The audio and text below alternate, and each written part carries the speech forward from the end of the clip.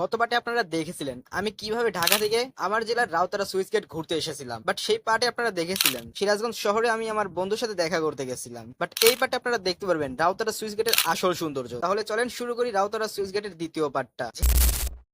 যেহেতু রাউতারা সুইচ গেটে গোসল করতে যাব, তার জন্যই আমি আমার জামা কাপড় সহ বন্ধুর জামা কাপড়গুলো সাথে নিয়ে নিলাম। এবং সত্যি বলতে মনের ভিতর যে আনন্দটা পাচ্ছিলাম সেটা পুরোটাই বলার বাহিরে। যাই হোক, এরপরে বন্ধুর বাড়ি থেকে ব্যাগ ট্যাগ নিয়ে বেরিয়ে পড়লাম রাউতারা সুইচ গেটে গোসল দেওয়ার উদ্দেশ্যে। সত্যির অর্থে আজকে ছিল প্রচুর পরিমাণে রোদ, আবার এক এক সময় বৃষ্টি বৃষ্টি ভাবও হচ্ছিল। যাই হোক, এরপরে বাহিরে গিয়ে দেখি আমাদের জন্য দাঁড়িয়ে আছিল অটো। বাট সেখানে আমরা কোনো ধরনের ভিডিও শিডিও না করে সোজা বেরিয়ে পড়ি রাউতারা সুইচ গেটের উদ্দেশ্যে। আমরা মূলত অটোটা সম্পূর্ণ পরিমাণে রিজার্ভ করে নিয়ে নিয়েছিলাম, অর্থাৎ যাওয়া আসা দুইটার খরচ নিয়ে ভাইয়ারের সাথে নিয়ে গেছিলাম। এবং যাওয়ার পথেই পড়ছিল আমার জেলার সিরাজগঞ্জের ফরিদ পাঙ্গাসী গ্রামের অসম্ভব সুন্দর একটি রাস্তা। এরপর রাস্তা দেখতে দেখতে আমাদের সাদাতপুরে বড় ব্রিজটার উপরে উঠে পড়লাম। আর এই বড় ব্রিজটা থেকে দেখা যায় সাদাতপুরে বড় মসজিদ, যেটা কিনা আমি এখনো আমার ব্লগে কখনো আপনাদের দেখাই নেই। যাই হোক, কখনো সুযোগ সুবিধা হলে মসজিদটা আপনাদের ঘুরিয়ে দেখাবো। এরপরে আমরা চলতে চলতে রবীন্দ্রনাথ কাচারি বাড়িটা অতিক্রম করতে থাকি। রবীন্দ্রনাথ ঠাকুরের কাচারি বাড়িতে নাকি অনেক পুরাতন ঐতিহাসিক জিনিসপত্র আছে, যেটা কিনা এখনো আমার দেখা হয় নাই। কখনো সুযোগ সুবিধা হলে আমি সহ এটা আপনাদেরও দেখিয়ে দিব। এবং যাওয়ার পথেই দেখা মিলছিল আমার জেলার ছোট ছোট বাচ্চাদের, যারা কিনা আমাদের ভ্যানটার পিছনে দৌড়াচ্ছিল। সত্যিকার অর্থে বারবার মনে হচ্ছিল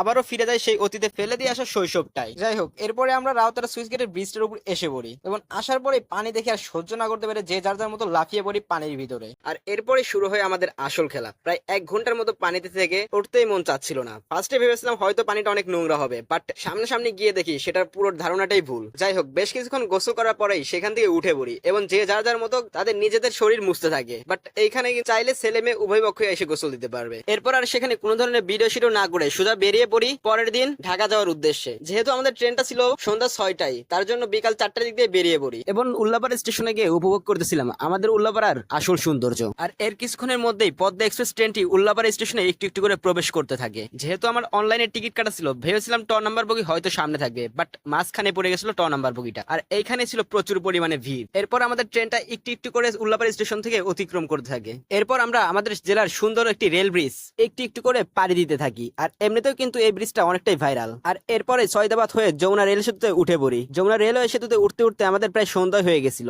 এবং তখনই দেখা যাচ্ছিল পদ্মা এক্সপ্রেস থেকে যমুনা রেল সেতুর আসল সৌন্দর্য। আর এরপরে আজকে পদ্মা এক্সপ্রেস বিফোর টাইম অর্থাৎ 5 মিনিট আগে জয়দেবপুর স্টেশনে নামিয়ে দেয়। আর আমি জানতামও না যে আমার সাথে আজকে অপু আছে, বাট জয়দেবপুর পাওয়ার আগে ওর সাথে আমার দেখা হয়। এরপর শরীর প্রচন্ড ক্লান্ত ছিল, যার জন্য আর কোনো ধরনের ভিডিও করতে পারি নাই। সেজন্য এখানে এই ভিডিওটা শেষ করতে হয়েছিল। আর যদি আমার পেজটিতে একদমই নতুন হয়ে থাকেন তাহলে অবশ্যই ফলো দিয়ে যাবেন। আজকের মতো এখানেই থাকছে, আল্লাহ হাফেজ।